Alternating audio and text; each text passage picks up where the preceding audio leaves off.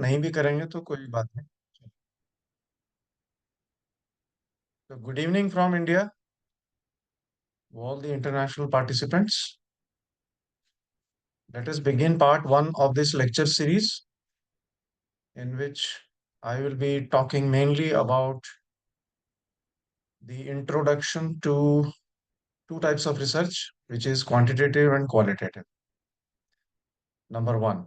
Number two,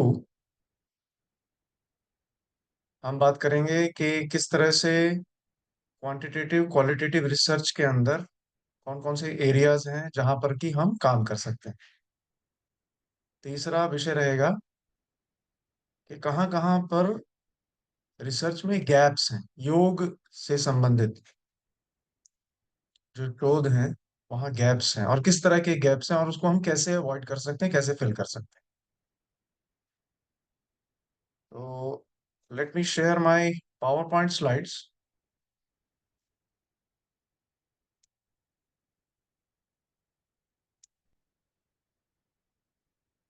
just let me know if it is visible. Yes sir, visual है sir. Thank you.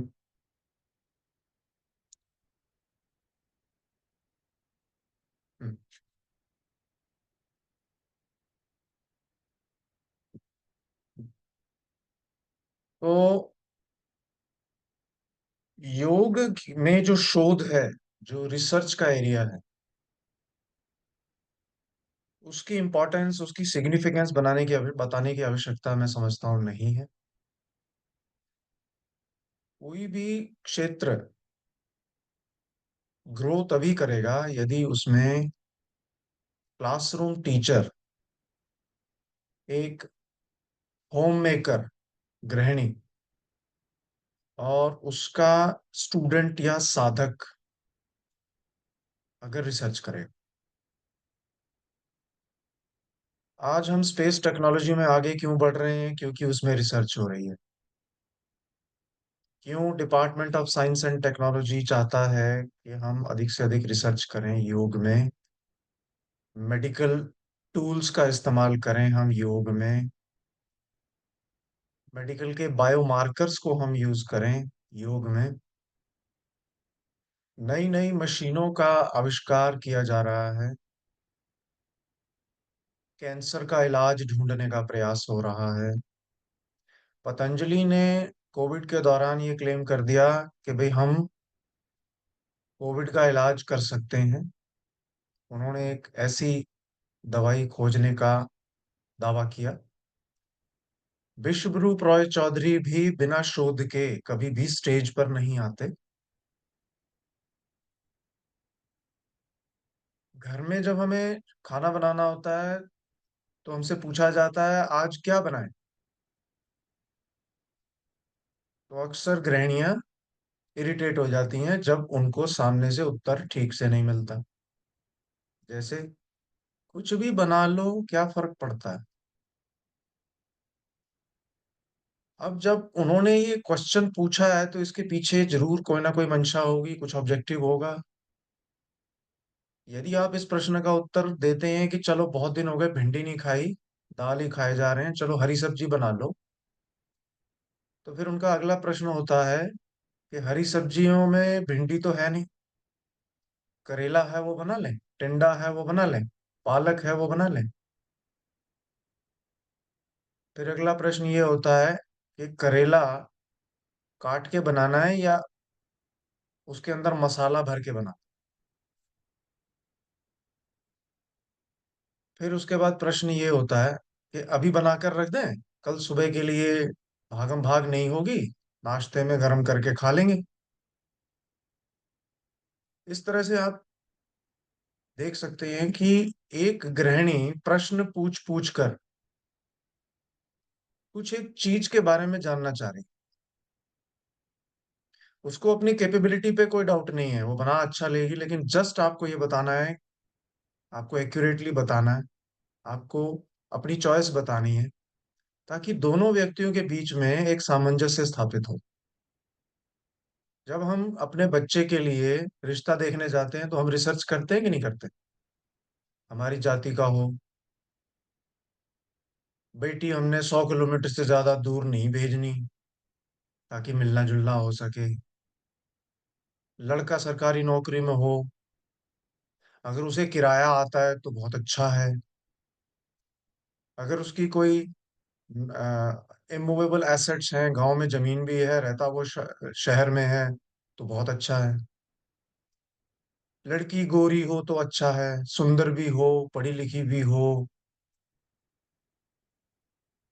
तो ये सारे जो methods use किए जाते हैं रोजमर्रा की लाइफ में, ये बेसिकली बड़े छोटे स्तर की एक रिसर्च ही है। हम गाड़ी खरीदने जाते हैं मार्केट में, हुंडई की लेनी है, मारुति की लेनी है, ये भी तो रिसर्च करते हैं। कोई कह देता है नहीं भैया वो फलाने ब्रांड की गाड़ी मत लेना, उसकी सर्विस बहुत खराब है। और कोई कह देता है सीएनजी की मत लेना, क्योंकि जब पहाड़ों पे चढ़ाते हैं तो ये गाड़ी फुस हो जाती है। डीजल की लेना, और कम से कम 1500 सीसी की लेना, ताकि उसमें पावर भी रहे। चलो सब कुछ पसंद आ गया, लेकिन आपको जो गाड़ी है उसकी शेप पसंद नहीं आती, उसको उसकी अगली बॉडी पसंद नहीं आती, पिछली पसंद नहीं आती। ये सारे जो प्रश्न हैं, सारी ऑब्जर्वेशंस हैं, हर जगह से आप जानकारी जब प्राप्त करते हैं रोजमर्रा की लाइफ में, ये सारे रिसर्च का पार्ट। एक ही सब्जी को 6 तरह से बनाया जा सकता है, लेकिन कभी भी कोई ये नहीं कहता कि अरे अभी 4 दिन पहले तो हमने दाल खाई थी, आज तुमने फिर मटर की दाल बना ली। ऐसा तो नहीं बोल सकते ना। ठीक इसी प्रकार से रिसर्च में भी होता है। अरे सर इस पे तो पहले ही इतना काम हो रखा है, मैं इसे दोबारा से क्यों करूं इसके ऊपर काम। अरे भाई जो 5 साल पहले मलेशिया में रिसर्च हुई थी, या 8 साल पहले फिलीपाइंस में रिसर्च हुई थी, या 10 साल पहले, या आज से 500 साल पहले महर्षि पतंजलि कुछ कह गए थे, किसी काल एवं परिस्थिति में मनुस्मृति लिखी गई, हठ योग प्रदीपिका लिखी गई। उसी काल परिस्थिति के अंदर चाणक्य ने भी कुछ शब्दों का प्रयोग किया। उन्होंने कहा ढोल शूद्र, नारी ताड़न के अधिकारी। कुछ श्लोक ऐसे थे, कुछ बातें ऐसी थी जो उस काल परिस्थिति में, उस समय पर हमारे किसी ग्रंथ में आई। जैसे एक व्यक्ति कह रहे थे कि चाणक्य ने कहा कि जो औलाद विदेशी महिला के पैदा होती है वो कभी देशभक्त नहीं हो सकती। तो मैंने उसको क्रिटिसाइज कर दिया। मैंने कहा सर, कोई आदमी ये कैसे चयनित कर सकता है कि मैं आशा देवी के घर ही पैदा होऊंगा, मैं बसंत लाल के घर ही पैदा होऊंगा। हमारे हाथ में थोड़ी है हम कहाँ किस कास्ट जाति कब पैदा हो जाएं। हाँ ये जरूर है कि जिसके यहाँ भी हम पैदा हुए हैं, उसके हिसाब से हमारी जाति, गोत्र, हमारे नक्षत्र और बहुत सारी चीजें हमारी लाइफ के अंदर होने लगती। ये स्टेटमेंट उस समय तो ठीक थी, लेकिन आज की डेट में तो हम नहीं कह सकते कि कौन देशद्रोही हो सकता है, कौन नहीं हो सकता। बहुत सारे ऐसे हैं जो हमारे देश में जयचंद, जो हमारे ही देश की मुखबिरी कर रहे हैं। रिसर्च हमें स्टीरियोटाइप सोच से बचाती है। रिसर्च हमें हमारे क्लासिकल ट्रेडिशनल योग को वर्तमान योग से जोड़ने की एक क्षमता प्रदान करती है। मेडिकल साइंस तो योग को, नेचुरोपैथी को कभी कुछ समझती नहीं थी, लेकिन आज की डेट में डॉक्टर्स जब पेशेंट की रिकवरी होती है तो उसको कहते हैं भाई अब आप योग करिए, उससे आप और अधिक स्वस्थ हो सकते हैं। मैंने बहुत सारे कैंप देखे हैं, हमारे यहाँ दिल्ली में छतरपुर में कैंप लगते हैं। जिन भी लोगों की हार्ट की सर्जरी या कैंसर रिलेटेड कोई सर्जरी या ट्यूमर की सर्जरी हुई होती है, वो लोग 15-15 दिन का डॉक्टर रमेश बिजलानी के साथ कैंप करने आते हैं, रेजिडेंशियल कैंप। क्यों आते हैं? चलिए इसको इंटरेक्टिव बनाते हैं, ठीक है ना। मैं बोलता रहूंगा, आप सुनते रहेंगे, आपको मजा नहीं आएगा, आप भी बोलिए। 1 घंटे से ज्यादा की ये क्लास नहीं हो। वो लोग कैंप करने क्यों आते हैं, वो लोग रिसर्च करने क्यों आते हैं, वो पेशेंट को लेकर क्यों आते हैं, उनको क्यों रिकवरी के लिए योग साधना, एक माहौल, एक वहाँ की डाइट, एक वहाँ रहकर एक दूसरे के साथ मिलना जुलना, ऐसा जीवन में परिवर्तन करने वो क्यों आते हैं? किसी केंद्र पर या किसी रिट्रीट पर योग करने हम जून में जाते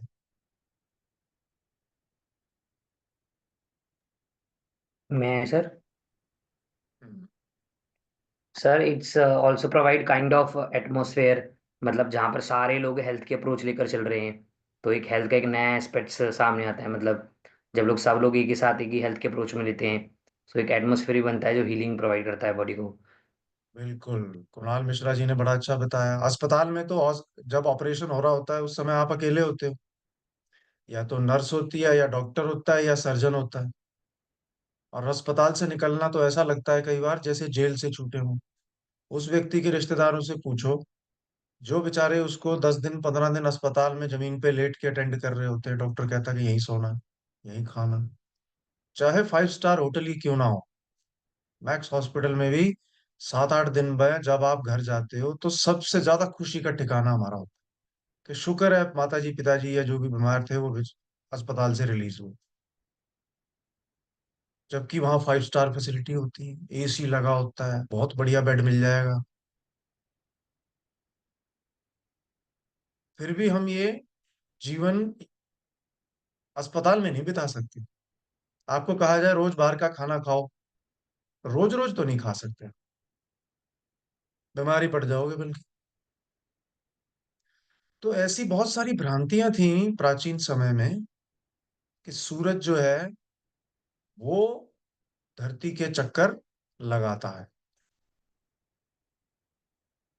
लेकिन बहुत वर्षों बाद ये पता लगा कि एक्चुअली सूरज तो वही है, चक्कर तो धरती लगा रही। हम्म। आज भी लोग इस बात को नहीं समझते कि अंधेरा तो होता ही नहीं है। कितने लोग इस बात से सहमत हैं कि there is no darkness? Sir there is darkness ना। कुणाल जी सर मैं यही कह रहा था कि देर इज डार्कनेस, आप ये कह रहे हो, actually it is the absence of light. Yes sir. इसको गहराई से बाद में करेंगे, सोचेंगे, लेकिन आप इसको गूगल जरूर करना, ये पॉइंट नोट कर लीजिए कि there is never a darkness. Darkness नाम की कोई चीज नहीं है, ध्यान रखिए। डार्कनेस नाम की कोई चीज है ही नहीं। It is only the absence of light. हमने उसको नाम दे दिया है डार्कनेस। बेसिकली सारी चीज लाइट ही तो है। पहले लाइट आई या डार्कनेस आई? पर पहले लाइट। डार्क, और लाइट। जो अल्टीमेट ट्रुथ है वो डार्कनेस की है। यस। इस पे विरोधाभास हो सकता है लोगों को, लेकिन जब आप इसको डीपली स्टडी करेंगे, मैं कुछ वीडियो भेजूंगा आपको, डार्कनेस है ही नहीं। ध्यान रखिएगा, इसको नोट कर लीजिए, गूगल करेंगे और फिर इस पे सर्च करेंगे। मैं एक आर्टिफिशियल इंटेलिजेंस ऐप यूज करूंगा, परप्लेक्सिटी चैट जीपीटी यूज करूंगा, और 2 3 एप्स यूज करूंगा, फिर उसके अंदर आपको समझा दूंगा कि भाई डार्कनेस नाम की कोई चीज नहीं होती, हमेशा एब्सेंस ऑफ लाइट होती है। सर एक क्वेश्चन था। जी उस अभाव बोलते हैं ना उसको, उस चीज का। जी। जी पूछिए पूछिए। सर जैसे शेडो होती है, लाइक ये भी मैं जैसे मैं अपने ऐप लाइट की जो आ रही है मैं उसको स्टॉप कर रहा हूँ, मतलब उसका एक काइंड ऑफ ऑब्जेक्ट है जो उसको स्टॉप कर रहा है, तो पीछे शेडो दिख रही है। तो अब हम ये नहीं हम्म कह सकते ना सर कि ये शेडो आई है। Shadow means twenty hmm four seven it's present, but hmm. Light का जो वे है हमने उसको रोक दिया, that's why we can see the shadow. But जैसे ही हट जा रहा है बट शेडो नहीं है, सो हम ये नहीं कह सकते कि शेडो आ रही है। मतलब जो डार्कनेस है इट्स प्रेजेंट 24/7, मतलब जो अंधेरा है मतलब डार्कनेस इट्स प्रेजेंट 24/7। बट जब लाइट आ जाती है आफ्टर दैट वो नहीं होता, इसलिए हम देखते हैं कि भाई लाइट नहीं आ रही है। हाँ, तो कंसेप्ट यही है ना कि लाइट की एब्सेंस और प्रेजेंस यहाँ मैटर कर रही है। लाइट की एब्सेंस और प्रेजेंस, कितनी इंटेंसिटी की लाइट है, किस डायरेक्शन से लाइट आ रही है, और कितनी देर तक लाइट पड़ रही है। जब तक लाइट है तब तक शेडो है, जब तक लाइट नहीं है शेडो नहीं है। तो सर इससे तो ये पता इसका चलता है मतलब ना, शेडो ऑलवेज मतलब डार्कनेस इज प्रेजेंट ऑलवेज, मतलब because of light we can't see, मतलब वो हमें नहीं दिख पा रहा है, बट 24/7 जो अंधेरा है, वो परछाई जो, वो हमेशा वहीं प्रेजेंट है। सारी की सारी एग्जिस्टेंस सनलाइट की वजह से, ये यस ध्यान यस। रखना। सनलाइट या लाइट नहीं होगी तो एग्जिस्टेंस नहीं है। हाँ, हमने एब्सेंस ऑफ लाइट को डार्कनेस कह दिया, लेकिन वो अल्टीमेट ट्रुथ नहीं है। अल्टीमेट ट्रुथ क्या है कि समाज में सृष्टि की रचना से लेके हमारी पैदाइश से लेके मृत्यु तक लाइट है। वो एक तत्व है, वो एक सूत्र है पंच तत्व में। लाइट, सनलाइट एक अल्टीमेट ट्रुथ है, जिसकी बहुत सारे वेरिएशंस हो सकते हैं, वर्जन्स हो सकते हैं, लेकिन डार्कनेस तो हमने नाम दे रखा। चलिए इस पे विषय पे बात करें। ये भी एक बड़ा अच्छा क्वालिटेटिव रिसर्च का टॉपिक है। कैसे टॉपिक है? जैसे अभी मैंने क्या किया, एक फोकस ग्रुप डिस्कशन को जन्म दिया। अभी जो हम बात कर रहे हैं ना, ये एक फोकस ग्रुप डिस्कशन कहते हैं इसको। जब भी एक शोधकर्ता किसी विषय पर अपने सामने बैठे पीयर ग्रुप के साथ किसी एक टॉपिक पे चर्चा करता है, लेकिन वो दोनों के दोनों एक विषय के होने चाहिए। एक होता है ग्रुप डिस्कशन, एक होता है पीयर ग्रुप डिस्कशन, एक होता है फोकस ग्रुप डिस्कशन। अभी हम सारे के सारे योग के प्रेमी बैठे हैं, योग के साधक बैठे हुए हैं, इसलिए मैंने ये प्रश्न किया और हम शोध के बारे में पढ़ रहे हैं। तो ये क्या हुआ? इसको हम कहते हैं focus group discussion on light. इसमें कुछ व्यूज आए, कुछ काउंटर व्यूज आए, लेकिन मैं कंक्लूड नहीं करूंगा। फोकस ग्रुप डिस्कशन के अंदर ना कभी भी आप ये कह के नहीं छोड़ सकते कि कुणाल जी आपको कुछ नहीं आता, मुझे सब आता है। मैं ये नहीं कभी बोल सकता। मैं अपना पॉइंट ऑफ व्यू रखूंगा, मैं कुणाल जी का भी सुनूंगा, फिर सब लोग हम लोगों का आर्ग्यूमेंट सुनेंगे और अपने अपने विचारों को व्यक्त करेंगे। कंक्लूड हम तभी कर सकते हैं यदि हमारे पास कुछ ना कुछ एविडेंस बेस्ड रिसर्च है। बस यही आप में, मेरे में, या मेरे में और मेरे गुरुजी में फर्क है कि वो बहुत मुश्किल बात को बड़े आसान तरीके से समझा देते हैं। रिसर्च में भी आपको उलझाना नहीं है, ना उलझना है। अगर सामने वाला व्यक्ति आपको उलझाने की कोशिश करता है तो इसका मतलब वो आपकी समस्या का पार्ट है, आपकी प्रॉब्लम का पार्ट है। वो आपके सोल्यूशन का पार्ट नहीं है। रिसर्च का काम है सोल्यूशन देना, सोल्यूशन देने की क्षमता का विकास करना। आप समझ गए मेरी बात? तो हमारा उद्देश्य भी ये होना चाहिए कि हम ऐसे गैप्स को, जहां पर कि लोगों ने माना कि ये है, लेकिन कई साल तक माना, बाद में पता लगा अरे नहीं, हठ प्रदीपिका में दिए गए 15 आसन या घिरण संहिता में दिए गए 32 आसन बुरे नहीं है। वो दिए गए, वो लिखे गए, किसी उद्देश्य से लिखे गए, लेकिन उन आसनों को करने का तरीका है। एक के बाद दूसरा, दूसरे के बाद तीसरा, तीसरे के बाद चौथा, पांचवा, छठा, सातवां। और सबके लिए वो एक सीक्वेंस नहीं है, ध्यान रखिए। प्रेग्नेंट वुमेन के लिए कुछ आसन नहीं है, एल्डरली के लिए कुछ आसन नहीं बने हुए हैं, और सारे के सारे करने हैं 15 के 15, किस इंटेंसिटी फ्रीक्वेंसी से ये भी नहीं पता। पर केवल 15 आसनों का जिक्र तो है। कहाँ पर है 15 आसनों का जिक्र? हट प्रदीप। है ना, घिरण संहिता में भी है। कई ऐसे ग्रंथ हुए जहां पर कि आसनों का जिक्र नहीं है। हम्म, पतंजलि योग सूत्र। आसनों का जिक्र ही नहीं है, वो तो आसन की बात ही नहीं कर रहे। हाँ, लेकिन उन्होंने ये जरूर कहा है कि यम नियम आसन। कौन सा आसन, कैसे आसन, तो कहां पर गैप है? गैप वहां पर है कि कहीं आसन है, कहीं आसन नहीं है। तो भारतीय इंडियन नॉलेज सिस्टम के अंदर, भारतीय ज्ञान परंपरा के अंदर आज तक क्लासिकल ट्रेडिशनल योगा में आसनों को कितना महत्व दिया गया है। आसनों का कोई महत्व है भी कि नहीं, प्राणायाम का कोई महत्व है भी कि नहीं? भाई हम सब तो यही मान के बैठे हैं, नहीं सर आसन और प्राणायाम के बगैर तो पतंजलि योग सूत्र अधूरा है। अरे पतंजलि योग सूत्र अधूरा है, लेकिन जो व्यक्ति बीमार टेबल पे पड़ा हुआ है कोविड में, जिसको दर्द हो रहा है, वो तो आसन प्राणायाम कर ही नहीं सकता। उसका मतलब उसके लिए योग नहीं बना। चलिए, आसन प्राणायाम का महत्व खिलाड़ी, आसन प्राणायाम का महत्व कितना प्रतिशत है? यदि एक महिला फैमिली वे पे है, मान लीजिए वो थर्ड ट्राइमेस्टर में, इस पर लोगों ने काम ही नहीं किया। ये बहुत बड़ा रिसर्च का एरिया बता रहा हूं मैं आपको। हम सब आसन करते हैं, प्राणायाम करते हैं, हमारी क्लास प्रार्थना से शुरू होती है। इवन के प्राणायाम भी कभी भी कपालभाति से शुरू नहीं किया जाता है। अक्सर लोग रिसर्च में ये लिख रहे हैं कि कभी भी आप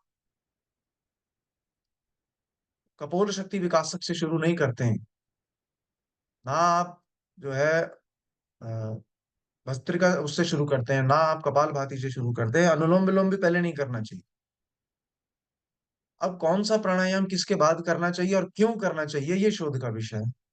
मैं 10 लोगों को बोलूंगा, सबसे पहले गहरी श्वास लें 3 से 4 बार और धीरे धीरे छोड़ दें। सबका सांस लेने का छोड़ने का तरीका अलग होगा, है ना? फिर मैं बोलूंगा चलिए अगले प्राणायाम की तरफ बढ़ते हैं, अब हम करेंगे कपाल भाती का अभ्यास। आपको 100 के 3 सेट लगाने हैं, चलिए शुरू करिए। तो कोई व्यक्ति 1 सेकंड में एक लगाता फिरेगा, कोई दो लगाता रहेगा, किसी की आवाज आएगी, किसी की छाती मूव करेगी, किसी की आंखें खुल जाएंगी। सबका तरीका अलग अलग, जब तक कि मैं उन्हें कोई एक स्टैंडर्ड तरीका ना बता दूं। फिर मैं उनसे बोलूं कि चलिए अब हम अगला प्राणायाम करते हैं, जबकि ये क्रिया थी जो मैंने पहले बताई, कपालभाति क्रिया थी। प्राणायाम तो वो है ना जहां पर हम कुंभक लगाते हैं, या तो बाह्य कुंभक या अंतः कुंभक, या दोनों लगाते हैं। जहां श्वास रुकती है वो प्राणायाम है। चलिए अब हम कपोल शक्ति विकासक करते हैं। ठीक है, कपोल शक्ति विकास में आपको नासिका को इस प्रकार से पकड़ना है और नासिका को इस तरह से बनाना है, और मुंह से सांस खींचना है, गाल फुलाने हैं, रोकना है, ठुड्डी को नीचे लगाना है ना? टेक्निक समझा दी लोगों ने, सबने किया। किसी ने मूलबंध लगाया, किसी ने नहीं लगाया, किसी ने जलंधर लगाया उद्यान छोड़ दिया, किसी ने उद्यान जलंधर लगा लिया मूल नहीं लगाया। तो मेरा कहने का तात्पर्य क्या है कि हमारी समझाई बताई कराई गई जो टेक्निक्स हैं, जो सीक्वेंसेस हैं, वो सबकी अलग है, बताने पढ़ाने कराने की भी और लोगों के करने की भी। देखो कोई भी सिलेबस होता है अगर, या कोई भी क्लास होती है ना, उसका एक फिलॉसफी होती है। जैसे एकम योग, हम सब sorry, SKM yoga, SKM yoga की लीनिएज क्या है? क्या ये लीनिएज पतंजलि योग सूत्र पर दबाव देती है, वहां से आई है? क्या ये उपनिषदों से उत्पन्न हुई है? क्या ये वेदांत फिलॉसफी को मानती है? ये 60 दर्शनों में से कौन से दर्शन को मानती है? कौन से गुरु को ये मानती है? क्या इसमें ध्यान का कंपोनेंट अधिक है, या ध्यान का कंपोनेंट है ही नहीं? कई जगह तो कहते हैं आप षट कर्म कर लीजिए, षट क्रिया कर लीजिए। कई लोग तो मैंने देखा है जिनको नींद नहीं आती, वो केवल त्राटक कर लेते हैं, उनकी नींद अच्छी हो जाती है। बाकी सब लोग कुछ करने की उन्हें जरूरत ही नहीं है। तो आप देख रहे हैं कहाँ कहाँ गैप्स हैं, हमारी टेक्निक्स में गैप्स हैं, हमारे प्रोसीजर्स में गैप्स हैं, हमारे लर्निंग में गैप्स हैं, हमारी टीचिंग में गैप्स हैं, हमारे कम्युनिकेशन में गैप्स हैं। इवन कि मैं आपको ऑनलाइन पढ़ा रहा हूँ, अगर मेरे से आप ऑफलाइन पढ़ रहे होते तो वहां का माहौल कुछ और ही होता। अभी आपको फोकस करने में दिक्कत आ रही होगी, कोई घंटी बज रही होगी, पीछे से मम्मी कह रही होगी अरे रोटी बना दी तेरी, 6 रोटी बनाओ 5 बनाओ। मम्मियाँ जो यहाँ बैठी हैं वो सोच रही होंगी कब सर क्लास खत्म करें और मैं कब बच्चों को खाना दूं। अब सोने से पहले जो है वो हल्दी वाला दूध भी बनाना है, विटामिन डी की दवाई भी लेनी है, फिर सुबह सुबह निकलना भी है फटाफट अपने काम पे। तो बहुत सारे थॉट प्रोसेस हमारे चल रहे होंगे। तो जो रिसर्च एरियाज हैं उनको हम बहुत बारीकी से यदि देखें तो आप पाएंगे कि बहुत सारा काम ऐसा है कि जो एम्बिगुअस हुआ है, बहुत सारा काम ऐसा है जो अधूरा हुआ है। हुआ तो है लेकिन अधूरा हुआ है। बहुत सारा ऐसा काम है जिसको कि आपने ना मेथोडोलॉजिकल रिगर से नहीं गुजारा, बस करते चले गए, और एक दिन रियलाइज हुआ कि नहीं, ये आसन मेरे लिए नहीं है, ये प्राणायाम मेरे लिए नहीं है। मैंने तो बहुत सारे योगी ऐसे देखे हैं कि जो शुरुआत तो योग से की, लेकिन अब वो जुम्बा इंस्ट्रक्टर बने हुए हैं। वो डांस कराते हैं म्यूजिक लगा के, और खूब बढ़िया डांस होता है। उनके वीडियोस भी देखे हैं मैंने। नाच रहे हैं वो ग्राउंड में म्यूजिक लगा के, हरे राम हरे राम। अब जैसे वो एस्कॉन है तो वो भी ध्यान ही, एंजॉयमेंट मुझे ज्यादा लगती है, वैसे ध्यान कम लगता है। वो कूद कूद के जो जंप कर करके हरे राम बुरा नहीं है, हरे कृष्णा हरे कृष्णा हरे कृष्णा। बुराई तो किसी चीज में भी नहीं है, लोग उन्हें भी क्रिटिसाइज करते हैं, लोग जो है जो वो माउंट आबू में है उन्हें भी क्रिटिसाइज करते हैं। बहुत सारे ऐसे थॉट प्रोसेसेस है जिनको आज की डेट में लोग समय की कसौटी पे कहते हैं कि ये सही नहीं बैठा है। तो कल्चर है, ट्रेडिशन है, एक फिलॉसफी है, दूसरा कैरेक्टर होता है। हर योग का एक कैरेक्टर होता है, एक स्ट्रक्चर होता है। हमारी लाइफ का भी तो स्ट्रक्चर है, हमारा अपना भी तो स्ट्रक्चर है, उसका कोई फंक्शन है। मेरा रोल एज ए फादर कुछ और है, मेरा स्ट्रक्चर तो मेल का है, लेकिन एक महिला या एक मेल, एक पुरुष, माँ भी होती है महिला, वो बहन भी होती है, वो बेटी भी होती है, वो वाइफ भी होती है। ठीक इसी तरह से हर योग का की एक फिलॉसफी होती है। उस फिलॉसफी को हमें नहीं छोड़ना है, हमें पहले ही अपने रिसर्च टॉपिक में डिसाइड कर लेना है कि सर मैं तो वेदांत योग लेके चल रहा हूँ, मैं तो योग सूत्र लेके चलूंगा, मैं तो हठ योग प्रतिपिका को छोड़ूंगा नहीं, मैं तो श्रीमद् भगवत गीता के अध्याय 2 और 3 में काम करूंगा या करूंगी। तो मैंने क्या बोला, पहली बात फिलॉसफी होती है, उस दर्शन को नहीं छोड़ना है हमें। सांख्य दर्शन को ले रहे हो तो सांख्य को लेके चलो, थ्रू आउट लेके चलो, सांख्य को मत छोड़ो। उसके साथ योग जोड़ो, प्राणायाम जोड़ो, पंच महाभूत जोड़ो, पंच क्लेश को जोड़ो, कुछ भी जोड़ो, लेकिन सांख्य योग को मत छोड़ो, नहीं तो क्या होगा, गड़बड़ हो जाएगी। पहला प्रश्न ये शोधकर्ता से पूछते हैं कि कौन सा योग लेके चल रहे हो भाई। कुछ तो, कोई तो योग होगा आपके दिमाग में, कुछ तो प्रैक्टिस करा होगा आपने, कुछ तो आपने चर्चा की होगी लोगों से। नंबर 2, आपको उसका स्ट्रक्चर लेके चलना है कि वो स्ट्रक्चर किस तरह से हमारे एंशियंट टेक्स्ट्स में एग्जिस्ट करता है। नहीं कुछ भी समझ आता, रामायण महाभारत से ही ले लो, एपिक्स से ले लो, एपिक्स हमारे जो है, उसको एथिक्स से जोड़ दो। अगर आप उसको मेडिकल लाइन से जोड़ेंगे तो सुश्रुत संहिता, चरक संहिता का जिक्र आपको करना पड़ेगा। तो 3 भाग में विभाजित करिए। दर्शन कहाँ से लिया, फिलॉसफी कहाँ से ली हमने, उसकी ट्रेडिशन से, कल्चर से, ठीक है, उसकी फिलॉसफी को वहां से लिया। फिर हमने क्या किया, उसका स्ट्रक्चर देखा कि स्ट्रक्चर क्या चला आ रहा है। एंशियंट कौन सा था, मिडिवियल कौन सा था, अंग्रेजों के समय में ये लुप्त हुआ नहीं हुआ, मुगल पीरियड में लुप्त हुआ नहीं हुआ, और फिर मॉडर्न पर्सपेक्टिव में उस पर्टिकुलर योग दर्शन का क्या औचित्य है, किस किसने लिया, क्या क्या काम हुआ। ठीक है, 2 चीजें हो गई, पहली फिलॉसफी हो गई जो दर्शन आपने लिया, दूसरा उसका कैरेक्टर हो गया, उसका स्ट्रक्चर हो गया, तीसरा होती है उसकी डिलीवरी, और चौथा होती है उसकी आउटकम। ये 4 चीजें बहुत महत्वपूर्ण है शोध में। डिलीवरी मतलब आसन मुझे आते हैं और आसन मैंने कराए, अलग अलग ग्रुप में कराए, गांव देहात में भी कराए, शहर में भी कराए, महिलाओं को भी कराए, पुरुषों को भी कराए। तो मैं डिलीवर कर रहा हूँ, जो मेरा दर्शन है, जो मेरे कैरेक्टर हैं, उनको मैं क्या कर रहा हूँ, जो मैंने सीखे सिखाए, जो मैंने पढ़े, जो मैंने समझे, उन्हें भी, सुने भी, श्रुति से, श्रवण से, और फिर उसको प्रैक्टिस भी किया। अब मैं कह सकता हूं कि भी मैंने 10 वर्षों में नाद अनुसंधान किया, अब मैं आपको नाद योग कराता हूं एवं उसका कैरेक्टर बताता हूं। अब आप करिए इसको, और ये तरीका मेरा अपनाया हुआ है, फिर मैं आपके अनुभवों के माध्यम से आगे। तो याद रखिए कि योग स्टैटिक नहीं है, ये डायनामिक है। एक चीज बड़ी क्लियर आप अपने माइंड में बैठाइए, जो तो 1947 का योग था वो 2047 में नहीं रहेगा। आज जो योग है, कल्चर है, ट्रेडिशन है, हमारे जीवन का हिस्सा है, वो 2047 में पता नहीं किस रूप में निकल के आ जाए, वो क्या पेटेंट हो जाए उसका।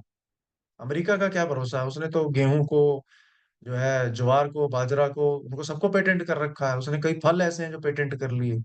ये तो योग को भी पेटेंट करने लगे थे।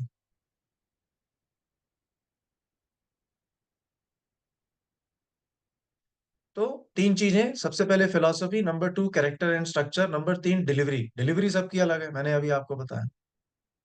कुछ लोग टूल्स यूज करते हैं, कुछ लोग अपने योगा स्टूडियो में रस्सियां यूज करते हैं, उल्टा लटका के योग करा देते हैं। कुछ लोग अपने यहाँ वो स्प्रिंग यूज करते हैं, वो जो इलास्टिक की रस्सियां होती हैं वो यूज करते हैं। और कौन कौन से प्रॉप यूज करते हैं बताइए मुझे, योगा स्टूडियोज में।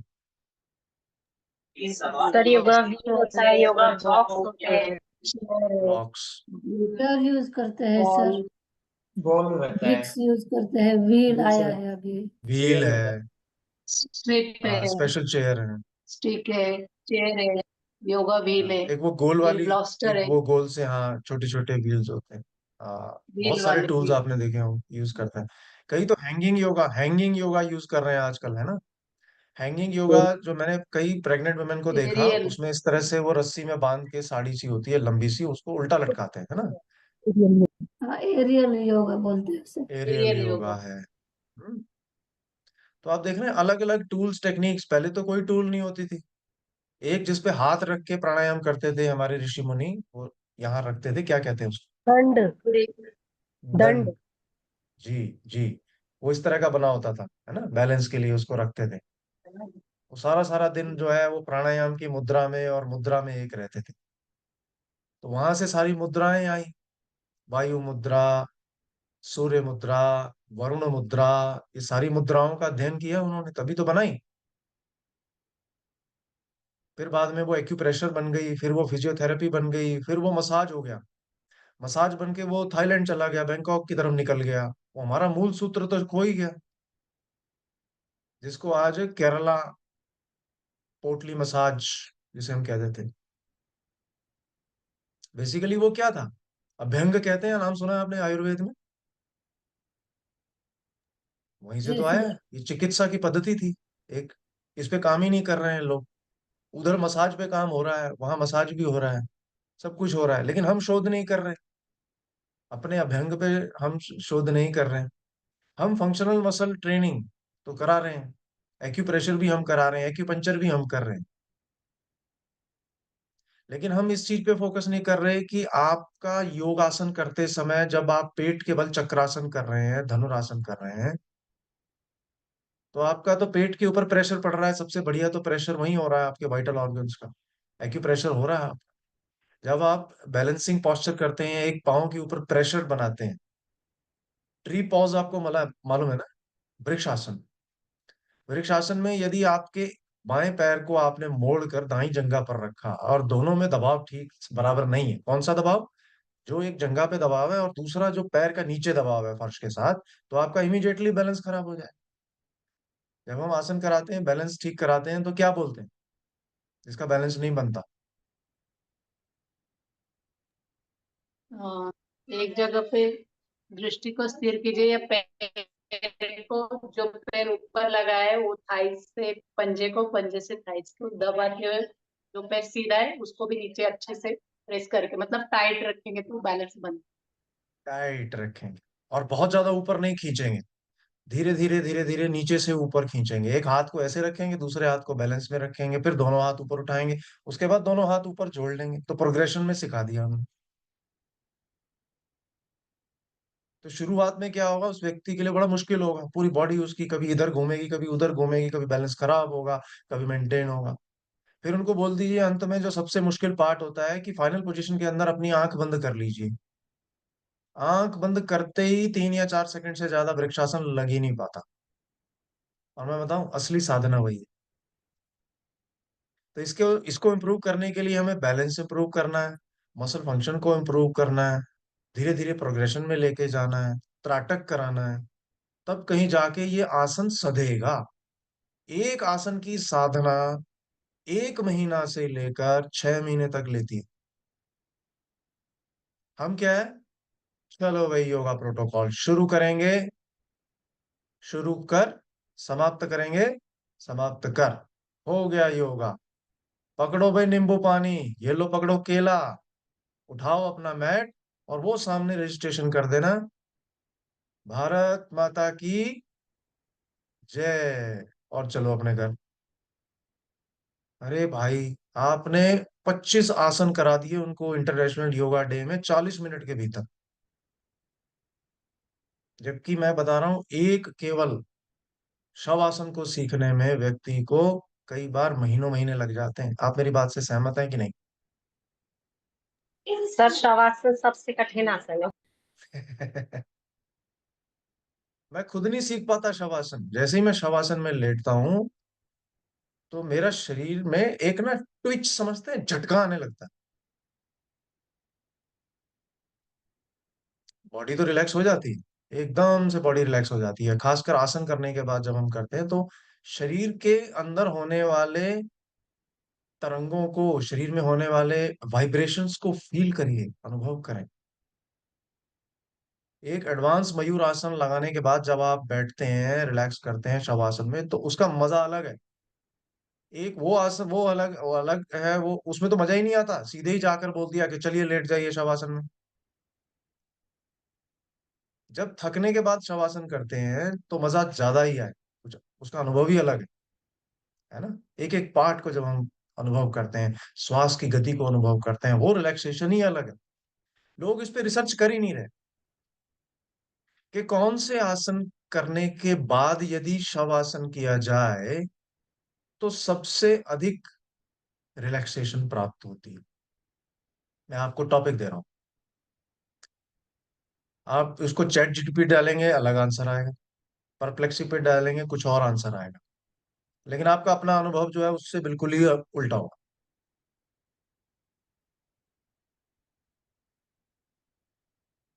सबसे सुखद अनुभव कौन से एडवांस आसन के बाद आपको शवासन में होता है?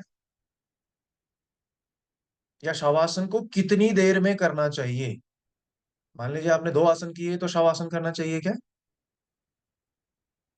सूर्य नमस्कार आपने 6 राउंड किए तो शवासन करना चाहिए क्या? चलिए, शवासन नहीं करना तो क्या मकर आसन बेटर है?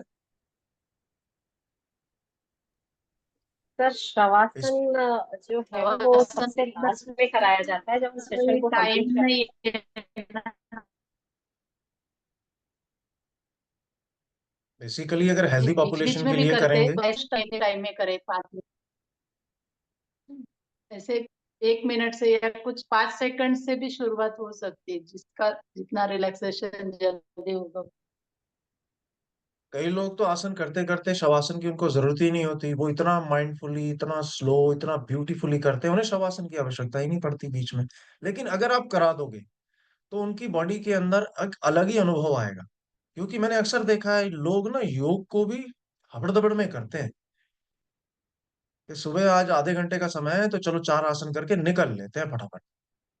बीच में शवासन को कोई डाल ही नहीं रहा है। मैं आपको यही कह रहा हूँ कि टीचिंग में, स्ट्रेटजी में बहुत फर्क है। नहीं साध सध रहे लोगों के आसन। आसन तो वो कर ही नहीं रहे हैं, क्योंकि गैस पे दाल चढ़ा के आसन कर रहे हैं। उधर सीटी बजी, अरे तीसरी बज गई, बंद कर दो, इधर आसन चल रहा है। वो तो माइंडफुल होता है, माइंडफुल्ली होता है, पूरी तरीके से माइंडफुल्ली होता है। एडवांस की तो मैं बात ही नहीं कर रहा, सिंपल पोस्चर्स भी नहीं है लोगों के पास, ढंग से नहीं है किसी के भी पास। देखो, ऑनलाइन टीचिंग की जा सकती है, रिसर्च की जा सकती है, ज्ञान दिया जा सकता है, लेकिन आसन कभी भी ऑनलाइन नहीं किया जा सकता। उसको कराने वाले का भी अनुभव होता है और करने वाले का भी अनुभव होता है। वहां जो वॉइस मॉड्यूलेशन है वो कमाल का रोल प्ले करती है। यहाँ तो ऑनलाइन योगा के कंपटीशन हो जाते हैं। अरे आपको कैसे पता है कि भाई सामने वाले का आसन परफेक्ट था कि नहीं है? तो जो सुविधाएं हैं, यानी कि जो हमारी इंद्रियों को प्रभावित करती हैं, वो क्या चीजें हैं? कानों के द्वारा सुनी जाने वाली ध्वनि। यदि आसन करते समय पीछे ओम का उच्चारण हो रहा है लगातार, धीरे धीरे,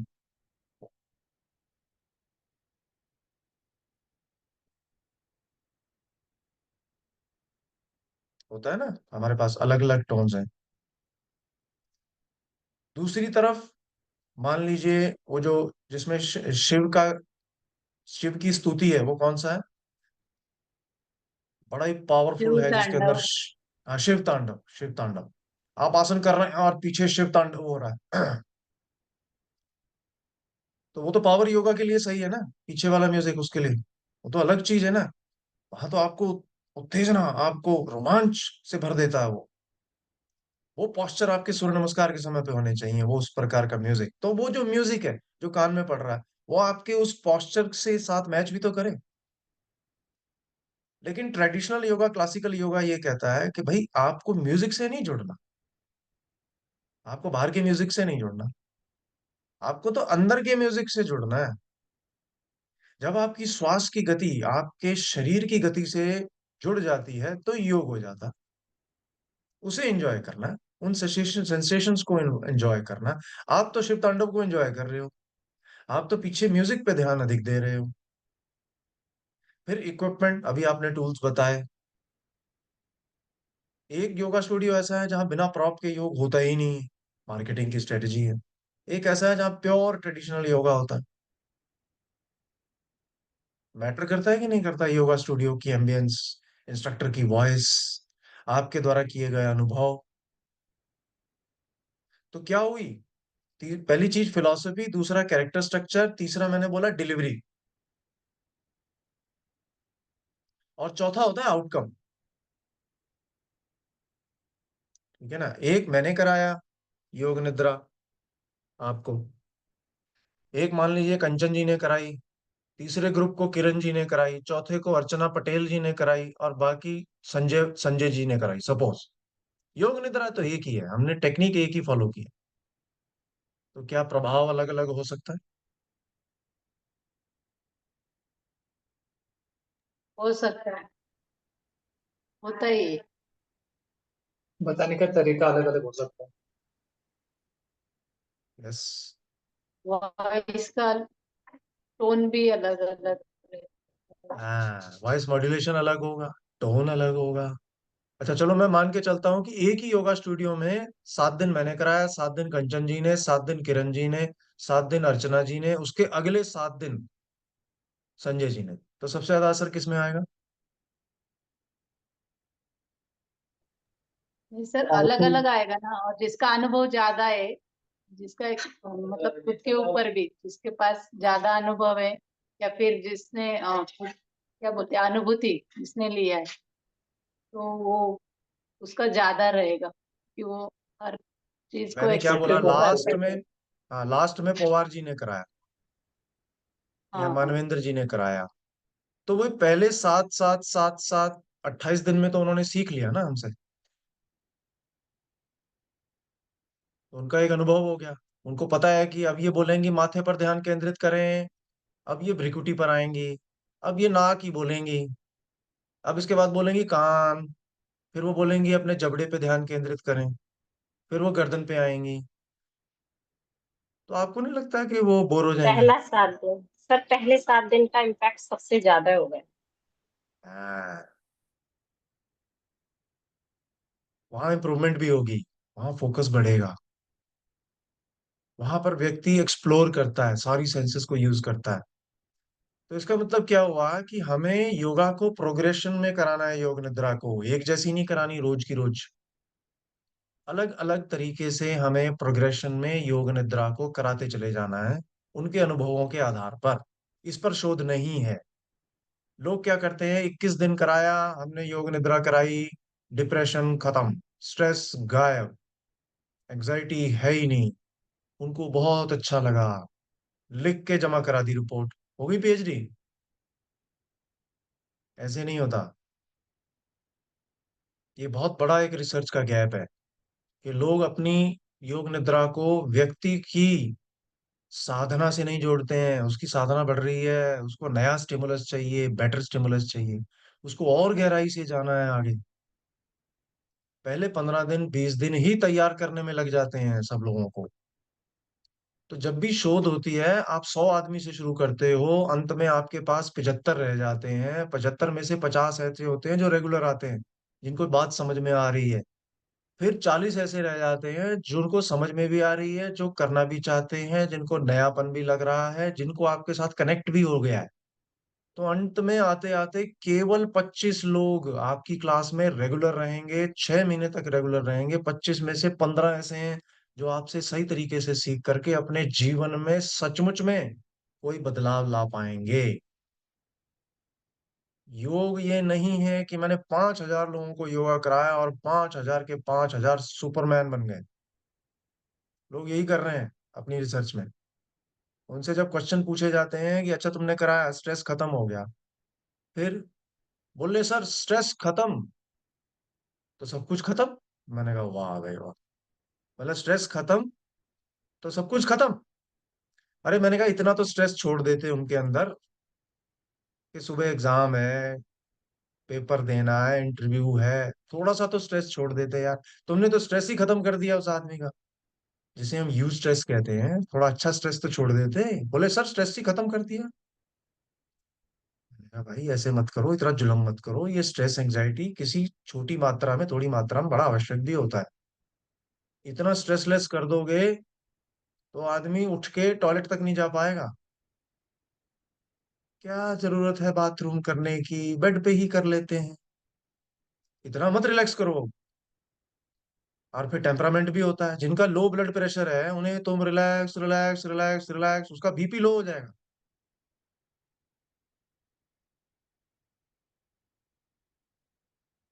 अब जैसे योगासना स्पोर्ट्स है, क्या आप सहमत है कि योगासना में आसन करते समय एक एक जुनून, एक बैलेंस, एक जो है उनकी बायोमैकेनिक्स, उनकी फिजियोलॉजी, और एक कंपटीशन मिलता है बच्चे को, एक नया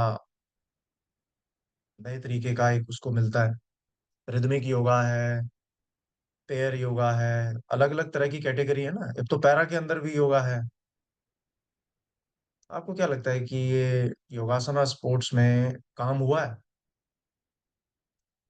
कॉम्पिटिटिव योगा? नहीं सर, वहां पे तो सिर्फ एक सर्कस ही चल रही है, एक टाइप की। सर्कस सही वाला, कंचन जी ने सही बोला, सर्कस हो रही हो। हाँ सर, क्योंकि टाइम भी कितना है, ज्यादा से ज्यादा 20-25 सेकंड, ज्यादा से ज्यादा 20 सेकंड, उससे कम है। 15-20 सेकंड में क्या पहुंच पाएंगे। मैं तो जब जजेस नंबर देते हैं ना, 4 जजेस नंबर दे रहे होते हैं, एक देता है 10 में से 8, एक देता है 10 में से 2, तीसरा देता है 4। जब जजेस को ही नहीं मालूम कि कौन सा आसन किसके लिए सही है, हम्म। उसका कोई स्टैंडर्डाइजेशन नहीं है, तो अक्सर प्रतियोगिताओं में मैंने देखा है जजमेंट ही नहीं, कोई स्टैंडर्डाइजेशन ही नहीं है, कोई वैलिडिटी ही नहीं। दूसरी बात, यदि आप किसी खेल के लिए तैयारी कर रहे हैं योग के, जहां पर कि आपको परफेक्शन दिखानी है, योग परफेक्शन नहीं है ना, योग तो जर्नी है। ये तो जीवन जीने की कला है, ये तो जीवन शैली है, इसे हम सनातन संस्कृति तभी तो कहते हैं, और और सर सबसे इसका उन्नत संस्कृति। जो एक योग का मतलब उद्देश्य है सहजता और सरलता जीवन में लाना, तो ये तो भागदौड़ से और उल्टा तनाव सब में आ रहा है।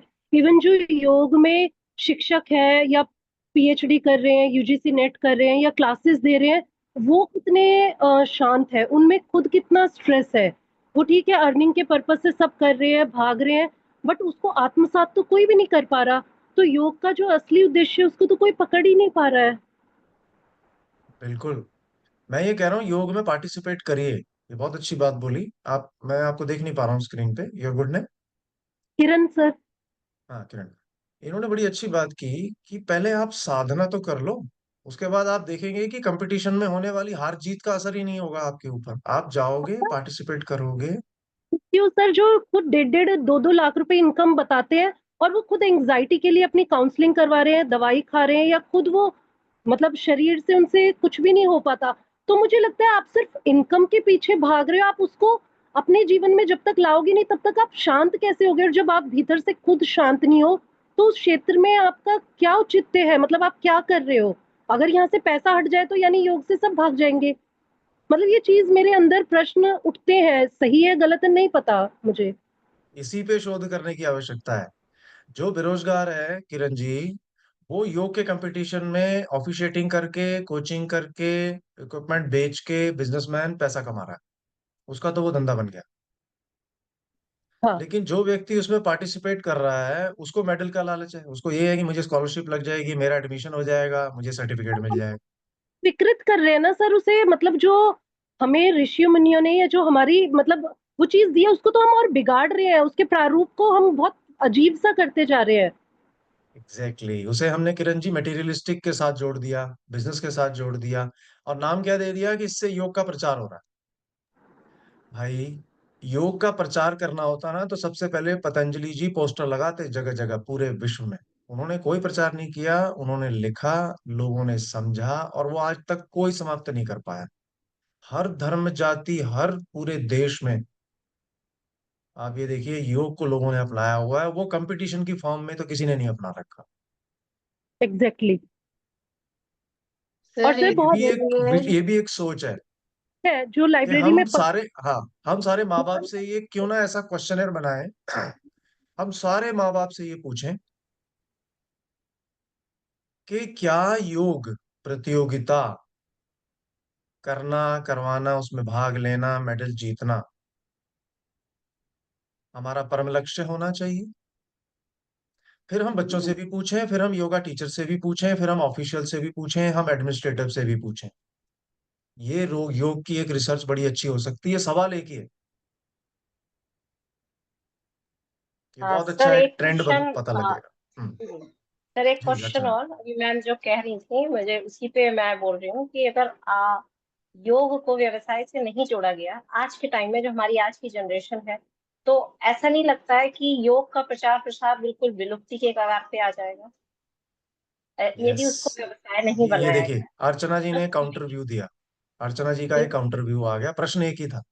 हाँ सर, यस। एक और भी था कि जैसे कंपटीशन में बोलते हैं हम लोग तो योग को बोलेंगे कि स्थिर सुखम आसनम की तरफ अगर बोलेंगे योगासन को लेकर, पर अगर कंपटीशन में हम बोलेंगे चलो एक आसन को हम लोग 4-5 मिनट के लिए या 10 मिनट के लिए रखेंगे, तो वो बोले कि कौन देखेगा इतना टाइम, इतना टाइम किसके पास है कि उसको देखने के लिए बैठ जाए।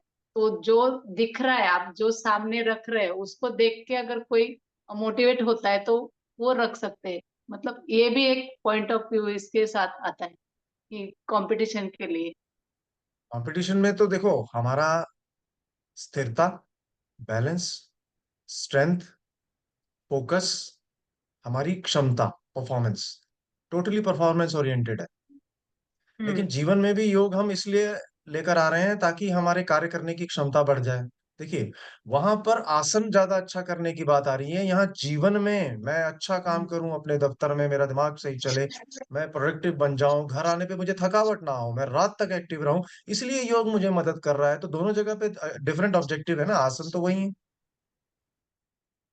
अब जो काउंटर व्यू था अर्चना जी का, मैं चाहता हूं कि आप में से कोई उसे रिफ्लेक्ट करे। अर्चना जी की बात सुनिए आपने, भाई ये भी एक माध्यम है। अगर हम नहीं करेंगे तो योग का इतना प्रचार नहीं होता, लोग इतना नहीं जागरूक होते।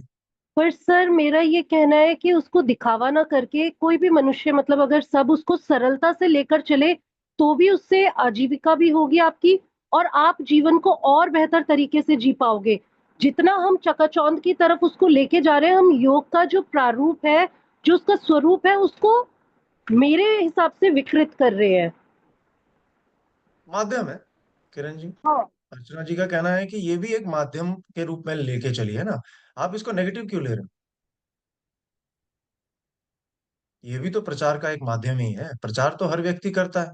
योग का प्रचार भी किसी ना किसी रूप में हुआ ही है, हमारे ऋषि मुनियों ने सबसे ज्यादा ट्रेवल करके योग को ही प्रचारित किया है। वो गांव से गांव, शहर से शहर, वो चलते चले जाते थे, अपना ज्ञान वो लोगों को देते थे, लोगों की भलाई के लिए करते थे उसे। तो इसका मतलब ये थोड़ी हमारे ऋषि मुनि अपना प्रचार करते थे। इसी प्रकार से योग भी है हमारे समाज में जागृति पैदा करने के लिए, इसको हमने थोड़ा सा कमर्शलाइज कर दिया है, जिससे लोगों की थोड़ी बहुत आजीविका अगर हो भी जाती है, लेकिन प्रचार तो योग का हो रहा है ना, हेल्दी लाइफस्टाइल बन रहा है ना लोगों का। इतना प्रचार तो हमने आयुर्वेद को नहीं दिया कभी, इतना तो हमने कभी नेचुरोपैथी का प्रचार नहीं किया जितना हमने योग का कर दिया। तो क्या आउटकम है? अब मैं आउटकम पे ही आ रहा हूँ, चौथी चीज पे। देखो मैंने शुरू किया फिलोसफी से। फिलोसफी क्या थी? हठ योगा। देखो हम जो कर रहे हैं वो सब हठ योगा, ध्यान रखिए। मोस्टली हम हठ योगा ही कर रहे हैं कि नहीं कर रहे हैं? मोस्टली हम कराते भी हैं, पढ़ाते भी हैं, समझाते भी हैं। सबसे पहले हम चार सूत्र, चार ग्रंथ लेते हैं, उसमें हठ योग का जरूर जिक्र करते हैं। कोई ऐसी टेक्स्ट, डिप्लोमा, सर्टिफिकेट नहीं है जहाँ हठ योग नहीं। क्यों? क्योंकि करने से होगा, और करना है तो हठ योग करना ही होगा। हम्म। फिर हम आते हैं कैरेक्टर पे, स्ट्रक्चर पे। हठ योग का ही स्ट्रक्चर है, उसमें 15 आसन है, यहाँ 32 आसन है। उसकी सीक्वेंस को आगे पीछे करते हैं हम, उसका स्ट्रक्चर बनाते हैं और उसे हम इम्प्लीमेंट कर देते हैं। फिर आता है उसकी डिलीवरी। सबके कराने का तरीका अलग है, फिलॉसफी सेम है, स्ट्रक्चर भी सेम है, कराने का तरीका सबका अलग है। लेकिन कराया मैंने, कराया आपने, आउटकम तो सबकी अलग आएगी ना।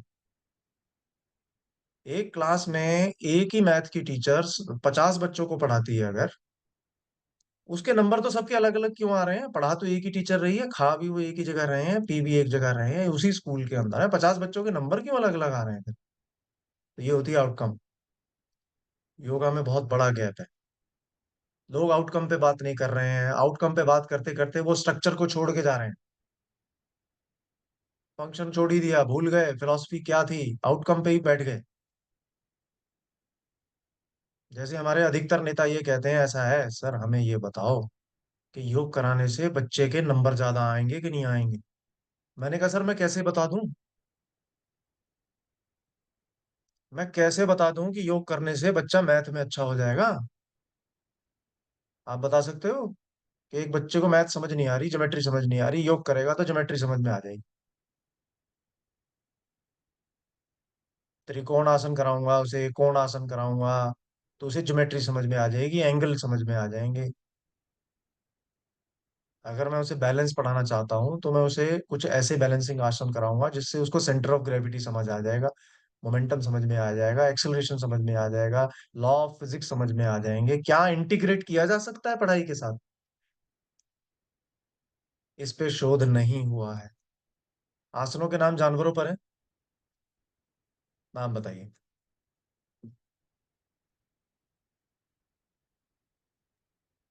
सर है शस्त्रक आसन। हाँ जी बोलिए। शशांक आसन, है शशक, ना, जानवर के हाँ, मयूर आसन जी। सिंहासन। फिर अधम श्वानासन, सिंहासन, सर उष्ट्रासन है, भुजंगासन है। गलभासन, कूर्मासन। भुजंगासन। कूर्मासन।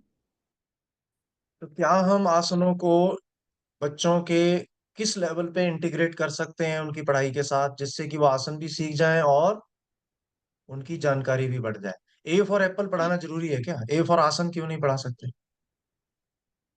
चलिए ए हाँ, से आसन का नाम बताइए। ए फॉर, अधोमुख श्वानासन, हाँ, अर्ध मत्स्येंद्र, इजी वाला बताओ पहले। अर्ध मत्स्येंद्रासन, बी अधोमुख फॉर, बालासन। बालासन, बकासन। बकासन। वेरी गुड, बाल बकासन है, आसन। ये बाल आसन बहुत अच्छा होता है। सी फॉर, कैट पोज।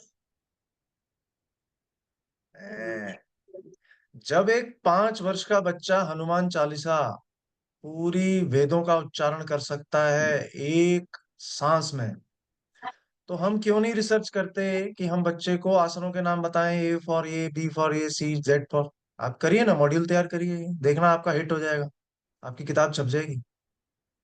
लोगों ने तो आसन भी इन्वेंट कर दिए हैं अभी। आसन योग की प्रतियोगिता में लोगों ने आसनों का नाम ही बदल दिया, झगड़ा हो गया। अरे तुम कौन होते हो नए आसन बताने वाले भाई? अजीब अजीब आसन आ गए, सिलेबस देख रहा था मैं उस दिन, किसी ने कह दिया कि ये आसन होना चाहिए। अब वो व्यक्ति तो हिस्ट्री में जाना जाएगा पतंजलि की जगह, वो तो स्वयं को वहीं रख रहा है। देखो मैंने 6 आसन नए डाल दिए योग की प्रतियोगिता में, मैं तो बहुत महान व्यक्ति हूँ, मैं नाम नहीं लूंगा। स्टैंडर्डाइज किसी ने भी नहीं किया। ये मॉड्यूल तैयार करिए ना आप बच्चों के लिए, उसके बाद उनको बोलोगे सर मैंने बच्चों को आसन कराए ए से लेके जेड तक। अब देखिए प्रभाव हुआ कि नहीं, एकेडमिक परफॉर्मेंस बढ़ी कि नहीं, सब्जेक्ट को इंटीग्रेट करके पढ़ाया तो उनकी नॉलेज, अंडरस्टैंडिंग, इंजॉयमेंट बढ़ा कि नहीं बढ़ा? मैं एक जस्ट इनोवेशन आइडिया दे रहा हूँ। इनोवेशन इनोवेशन समझ रहे हैं ना? जब भी हम किसी काम में एम्पेरिकल एविडेंस का गैप पाते हैं कि जिस पे काम हुआ ही नहीं है, बच्चों को आसन कराने के लिए हमने शब्द वर्णमाला का प्रयोग किया ही नहीं है। क से आसन का नाम बताइए, क ख ग घ ण च छ। जहां जहां आसन डाल सकते हैं डालिए ना।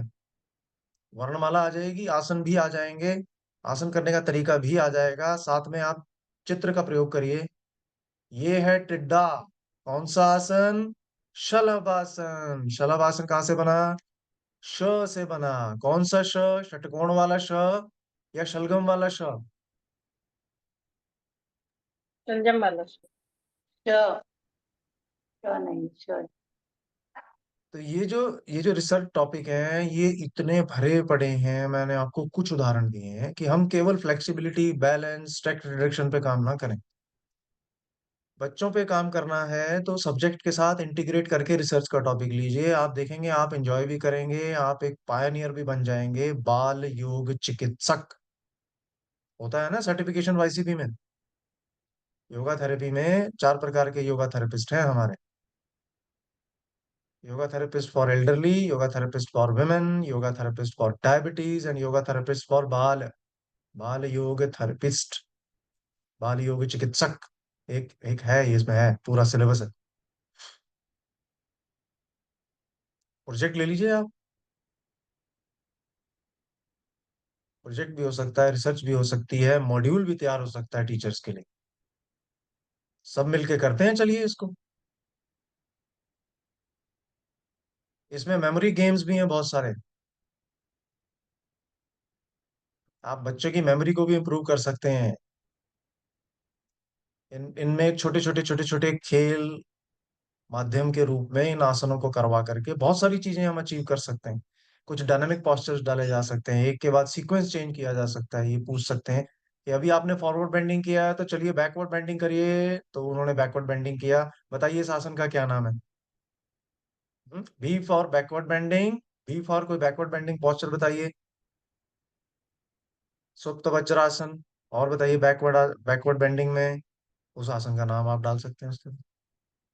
Forward bending, twisting left side, twisting right side, bending right side, bending left side. तो कितने सारे कंसेप्ट सब्जेक्ट इंटीग्रेशन के माध्यम से कराए बताए समझाए जा सकते। ये एक रिसर्च का विषय, इस पे काम नहीं हुआ है, बहुत बड़ा रिसर्च गैप है। ठीक है जी। तो एंड में हम एमसीक्यू करते हैं। थोड़ा सा मुश्किल लगेगा आपको, लेकिन मैं चाहता हूं कि अगले 10 मिनट में आप प्रश्नों के उत्तर दें, ताकि जो यूजीसी नेट वाले हैं उनका थोड़ा भला हो। नेट वाले हैं कोई? यूजीसी नेट वाले करे बैठे हैं? अच्छा। हाँ सर चलिए। दे रहे हैं। अंग्रेजी में है, यदि हिंदी अनुवाद चाह रहे हैं तो मैं साथ साथ कर सकता हूँ।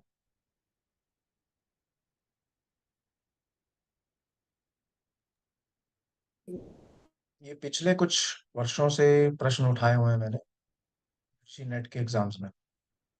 तो पहला प्रश्न है कि कौन से ऐसी प्राइमरी रिसर्च एरिया है योग स्टडीज के अंदर, उन 4 में से एक है, बाकी 3 गलत।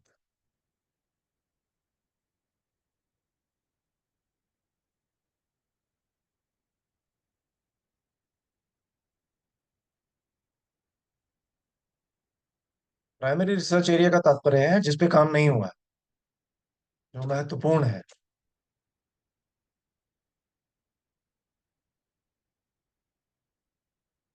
नेक्स्ट चले। अब मैं आपको आंसर दिखा रहा हूँ, ठीक है? लास्ट में मुझे बताइएगा टोटल स्कोर।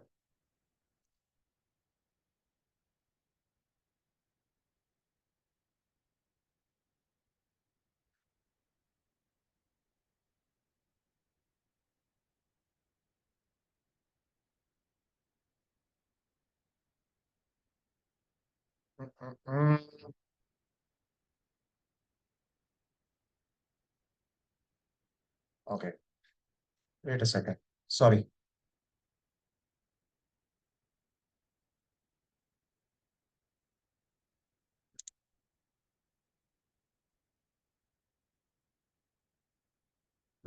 ये है।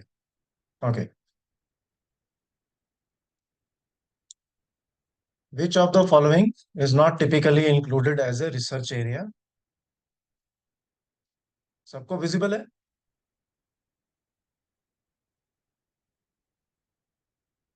Which of the following is not typically included as a research area in योगासना sports? ठीक है, इसके बाद आंसर आएगा। योगासना खेल में नहीं है जो सम्मिलित।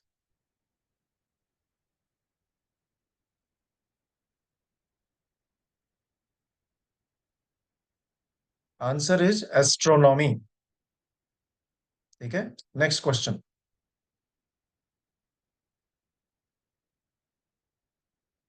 What is a major research gap in qualitative yoga? Qualitative का मतलब है फीलिंग्स, इमोशंस, एक्सपीरियंसेस।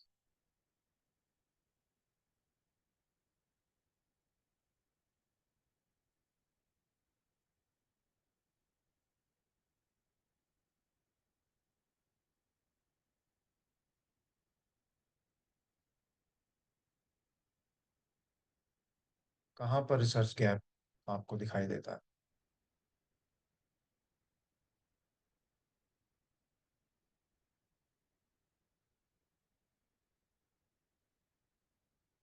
जिस पे काम नहीं हुआ। आगे बढ़े। Answer to this question is B, under representation of diverse and marginalised population.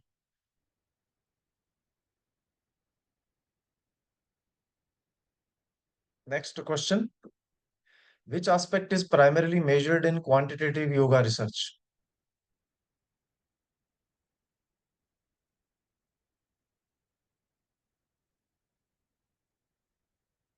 Qualitative से अपोजिट है क्वांटिटेटिव, जहां हम संख्या देते हैं, न्यूमेरिकल वैल्यूज असाइन करते हैं जहां।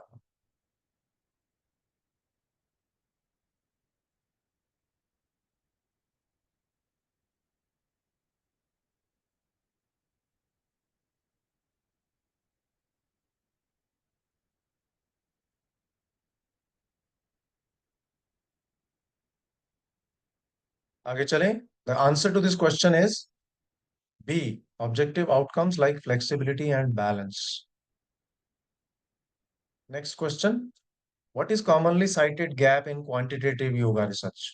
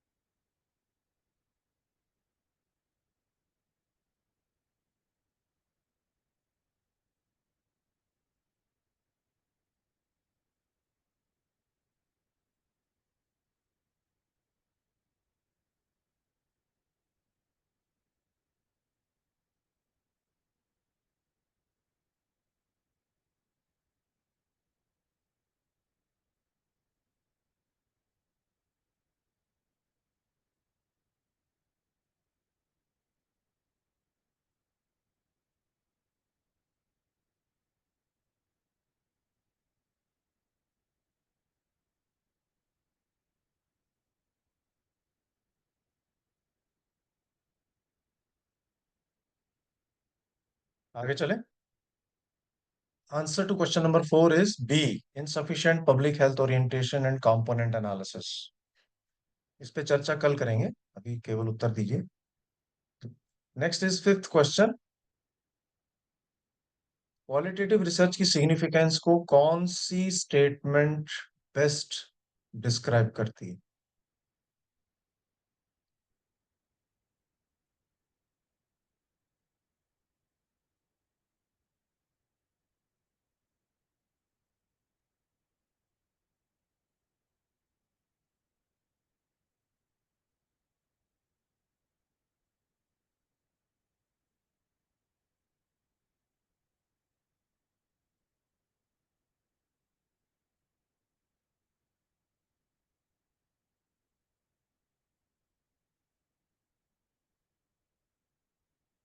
Answer to question number 5 is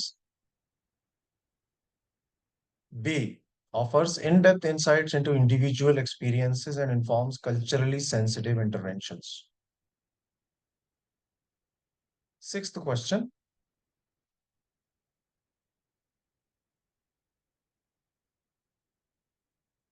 A typical research question in qualitative yoga research. सबसे ज्यादा रेलेवेंट कौन सा आंसर है? क्वांटिटेटिव नहीं, क्वालिटेटिव की बात हो रही है, ध्यान रखिएगा.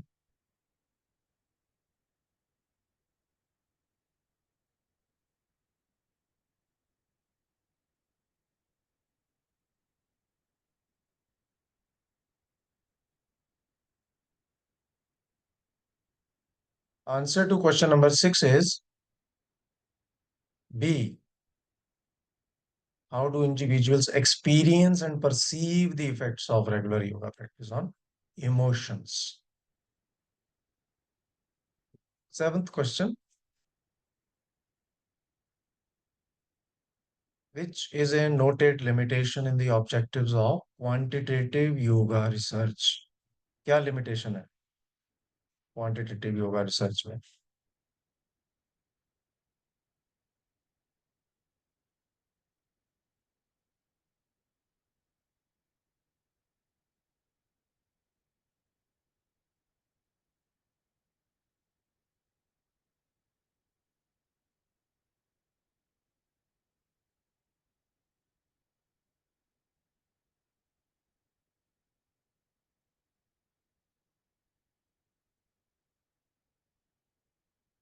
Answer to question number 7 is C. Rarely addressing long-term adherence and cost effectiveness.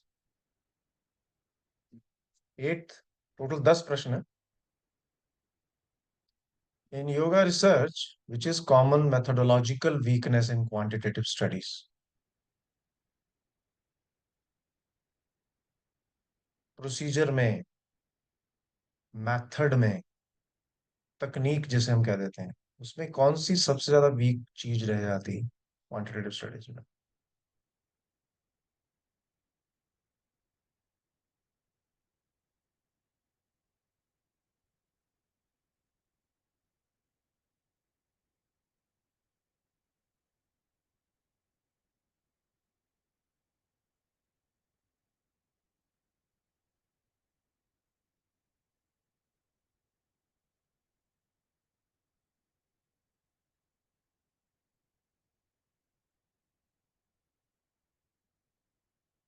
Answer to question number 8 is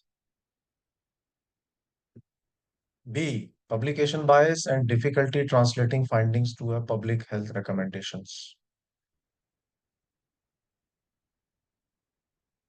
Question number 9. Which of the following is often missing in qualitative yoga research?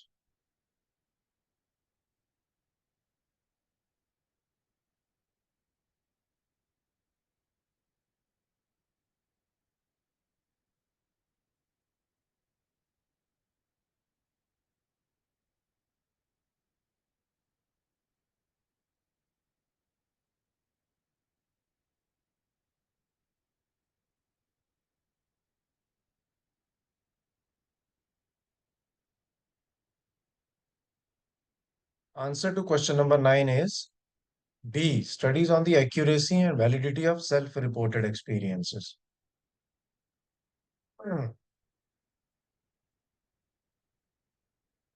And the last question is, what is an example of a hypothesis in quantitative yoga research? ध्यान रखिएगा, qualitative studies में hypothesis नहीं होती. Hypothesis हमेशा quantitative studies में ही होती है research में.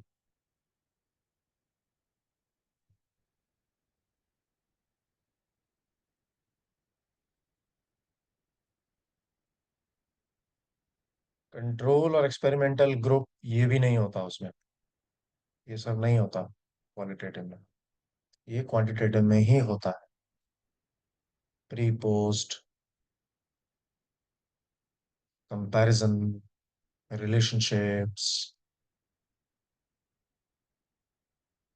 Answer to question number 10 is B, a yoga intervention will significantly improve balance and flexibility in female college students compared to controls. All right, so that's it. Let me know the scores.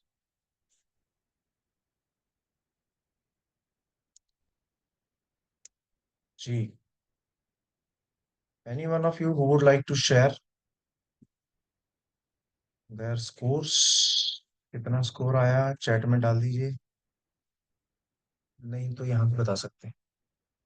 ये गलत हुआ, सी जिसका आया था वो अरे वाह, उसको क्या बात है कंचन भी जी, आप तो छा गए।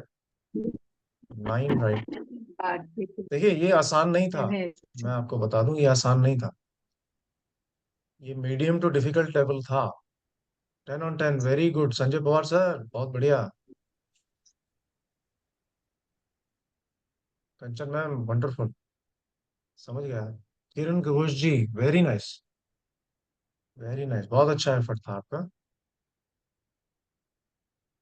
आसान नहीं था ये, medium to difficult level questions थे ये, क्योंकि ये आपकी लेवल ऑफ अंडरस्टैंडिंग को चेक कर रहे थे। Prajakta 5, very nice.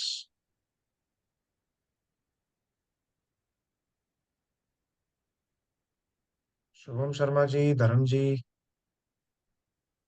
ओके,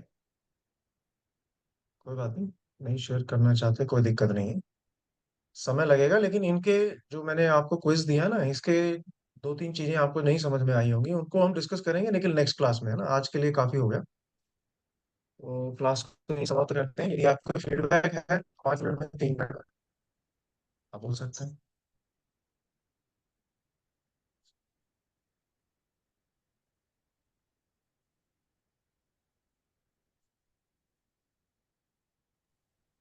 किसी को यदि कुछ कहना हो तो प्लीज बोलिए। नहीं सर, ऐसा लग रहा है खत्म ही ना हो, आगे बोलते ही जैसे ये 12 से 9 रह गए मैम, मेरे को टेंशन हो रही है। नहीं नहीं सर, एक्चुअली एक्चुअली क्या था ना सर, आज काफी सारे लोगों को मैंने ग्रुप में बहुत स्ट्रिक्ट करके रोक दिया था। नहीं तो ये संख्या 25 है, और मैंने ये स्ट्रिक्ट किया था कि 8:01 पे भी मैं किसी को एंट्री नहीं दूंगा। और जिसका भी इंटरनेट चला गया वो लोग मेरे को मैसेज कर रहे हैं कि प्लीज लेट मी इन। और वो पूरा सिस्टम ही चेंज हो चुका है, मतलब मैं मोबाइल से वापस लॉग इन हूँ, एयरपोर्ट पे हूँ, इसलिए वापस उन्हें अलाउ नहीं कर पा रहा। तो कल से ये लोग तो पूरी तरीके भाई से पूरी संख्या में रहेंगे और अनुशासित रहेंगे सर। तो आज पहला दिन था तो डिफिकल्ट क्या बना बात, के रखा था। वेरी गुड भाई, खतरनाक डिसिप्लिन है, ध्यान रखिए भाई। चलिए, तो प्रार्थना के साथ समाप्त करेंगे। आप में से कोई प्रार्थना करेंगे?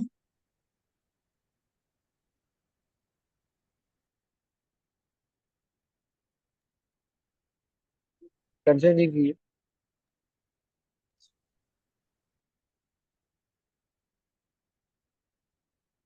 ओ डायरेक्टली कोई भी ध्यानात्मक आसन, आंखें धीरे से बंद करेंगे, पूरा ध्यान अपने सांसों के पर, दोनों सांस। ओम स्वस्ति प्रजाभ्याम परिपालयन्तु न्यायेन मार्गेण महिं महिषाः, गोब्राह्मणेभ्यः सुखमस्तु नित्यं, लोकाः समस्ताः सुखिनो भवन्तु, सर्वे भवन्तु सुखिनः, सर्वे सन्तु निरामयाः, सर्वे भद्राणि पश्यन्तु, मा कश्चित् दुःखभाग् भवेत्। ओम शांति शांति शांति। धीरे से दोनों हाथ रब करेंगे, धीरे धीरे आंखों के ऊपर रखते, स्लोली आंखों को खोलेंगे। हरिओम। बहुत